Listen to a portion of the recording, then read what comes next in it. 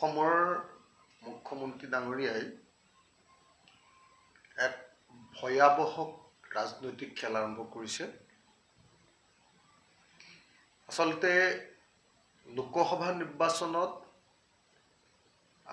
বিজেপিয়ে তেওঁলোকে দেখুৱাব খোজা ফলাফল লাভ নকৰি তেওঁলোকৰ ফলাফল বেয়া হোৱাৰ পাছত আৰু আমাৰ বিৰোধী ঐক্যমঞ্চৰ ফলাফল ভাল হোৱাৰ পাছত বিজেপি দলটো সাংঘাতিক ধৰণে শংকিত হৈ আছে। বিজেপি দলে বুজি উঠিছে, বিশেষকৈ অসমৰ মুখ্যমন্ত্ৰী ডাঙৰীয়াই বুজি উঠিছে যে 2026 চনত অসমৰ মানুহে বিজেপি দলটোক বিদায় দিবৰ কাৰণে সাজু হৈছে। অসমৰ মুখ্যমন্ত্ৰী ডাঙৰীয়া অস্থিৰ হৈ পৰিছে আৰু তেওঁৰ সেই অস্থিৰতাৰ বহিঃপ্ৰকাশ ঘটাই এতিয়া তেওঁ গোটেই অসমখনক এক অস্থিৰ ৰাজনৈতিক পৰিৱেশলৈ লৈ যাব খুজিছে। সেইকাৰণে তেওঁ নতুন এটা থিয়ৰী উলিয়াইছে। সেই থিয়ৰীটোৰ নাম যে অসমত 40% মুছলিম জনসংখ্যা হৈ গ'ল আৰু এতিয়া আৰু হিন্দুসকল সংকটত পৰিছে। তো এইটোৱে হ'ল তেওঁৰ আটাইতকৈ ডাঙৰ চিন্তা বুলি এটা নতুন থিয়ৰী, নতুন সংঘৰ্ষময় পৰিস্থিতিৰ সৃষ্টি কৰাৰ এটা নতুন থিয়ৰী সৃষ্টি কৰিছে।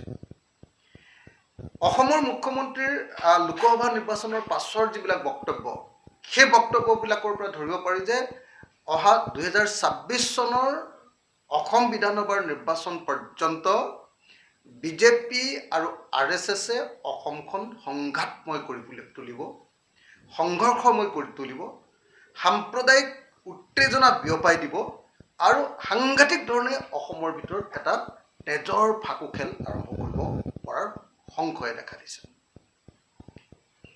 সেইকাৰণে সমগ্ৰ অসমবাসী ৰাইজৰ প্ৰতি আহ্বান জনাওঁ যে বিজেপিৰ পৰা সাৱধান হওক।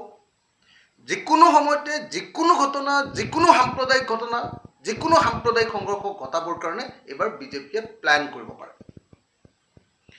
2021 চনৰ বিধানসভা নিৰ্বাচনৰ আগত তেওঁলোকৰ গোটেই নিৰ্বাচনৰ মূল থিয়ৰীটোৱে আছিলে যে বদৰুদ্দিন আজমল মুখ্যমন্ত্ৰী হ'ব। 2016 চনত বদৰুদ্দিন আজমল মুখ্যমন্ত্ৰী হ'ব বুলি কৈ তেওঁলোকে বিজেপি জয়ী হ'ল। 2021 চনত বিজেপিক ভোট নিদিলে বদৰুদ্দিন আজমল মুখ্যমন্ত্ৰী হ'ব বুলি কৈ আকৌ তেওঁলোকে ভোট ল'লে আৰু বদৰুদ্দিন আজমলেও বা তেওঁৰ পৰিয়ালেও লুঙি টুপি চৰকাৰ হ'ব বুলি কৈ মুছলমানৰ ভয়টো দেখুৱাই দিলে আৰু ভয়টো দেখুৱাই লৈ গোটেই অসমত এটা সাংঘাতিক ধৰণৰ কমিউনেল পোলাৰাইজেশ্যনৰ সৃষ্টি কৰি দিলে আৰু এনেকৈ 2021 চনত বদৰুদ্দিন মুখ্যমন্ত্ৰী হ'ব, এই থিয়ৰীয়ে বিজেপি দলে ক্ষমতা দখল কৰিলে।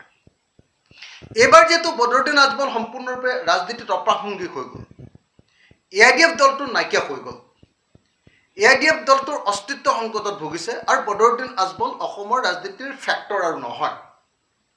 সেইকাৰণে অসমৰ মুখ্যমন্ত্ৰী এটা নতুন থিয়ৰী উলিয়াইছে।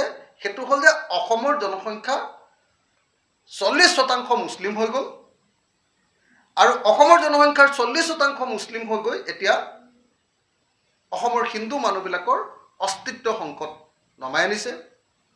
এই নতুন থিয়ৰী উদ্ভাৱন কৰি, এই নতুন থিয়ৰী প্ৰচাৰ কৰি, এই নতুন ৰাজনৈতিক থিয়ৰী ব্যাপক ৰূপত মানুহৰ মাজলৈ লৈ গৈ তেওঁলোকে এটা নতুন সংঘৰ্ষমূলক এটা পৰিস্থিতিৰ সৃষ্টি কৰিবৰ কাৰণে নিৰ্বাচনৰ আগত প্ৰস্তুত হোৱা দেখা গৈছে। 2041 ভিতৰত বোলে অসমৰ সংখ্যাগৰিষ্ঠ মানুহ মুছলমান হৈ যাব, এই বুলি তেওঁ এটা ব্যাপক এটা মানুহৰ মাজত ভয় সৃষ্টি কৰিব পৰা এটা মিথ এটা তেওঁ আকৌ নতুনকৈ তৈয়াৰ কৰি দিছে, আমি দেখিবলৈ পাইছোঁ। আৰু এনেকুৱা পৰিস্থিতিত আমি সমগ্ৰ অসমৰ ৰাইজক মুখ্যমন্ত্ৰীৰ এই নতুন ইলেকশ্যনী প্ৰজেক্টটোৰ পৰা সাৱধান হ'বৰ কাৰণে আহ্বান জনাইছোঁ। এটা মিছা কথা কৈ অসমত নতুনকৈ সংঘৰ্ষ পৰিস্থিতি এটা সৃষ্টি কৰিবলৈ অসমৰ মুখ্যমন্ত্ৰীয়ে অপচেষ্টা কৰিছে। অসমৰ মুখ্যমন্ত্ৰীয়ে অসমত সাম্প্ৰদায়িক সংঘৰ্ষ লগাবৰ কাৰণে এটা প্লেন কৰিছে আৰু সেইকাৰণে অসমৰ হিন্দু আৰু মুছলমান প্ৰত্যেকটো জাতি জনগোষ্ঠীৰ মানুহ এই সময়ত সাৱধান হ'ব লাগে যে বিজেপিয়ে যিকোনো মুহূৰ্ততে অসমতে সাম্প্ৰদায়িক সংঘৰ্ষ লগাই দিব পাৰে। এয়া হ'ল 2026 নিৰ্বাচনৰ এটা প্ৰজেক্ট। সেই প্ৰজেক্টটোৰ নাম হ'ল 2041 চনত অসমত মুছলমান সংখ্যাগৰিষ্ঠ হ'ব, হিন্দু সংখ্যালঘিষ্ঠ হ'ব, আৰু এই প্ৰজেক্টটোৰ আন এটা নাম হ'ল সাম্প্ৰদায়িক সংঘৰ্ষ। বদৰুদ্দিন আজমল অপ্ৰাসংগিক হৈ যোৱাৰ পাছত তেওঁ সকলোৱে জানে যে এফালেদি AIDF-ক গালি পাৰে, বদৰুদ্দিন আজমলক গালি পাৰে, আনফালেদি আকৌ ৰাজ্যসভাত বদৰুদ্দিন আজমলৰ পাৰ্টীয়ে ভোট লয়।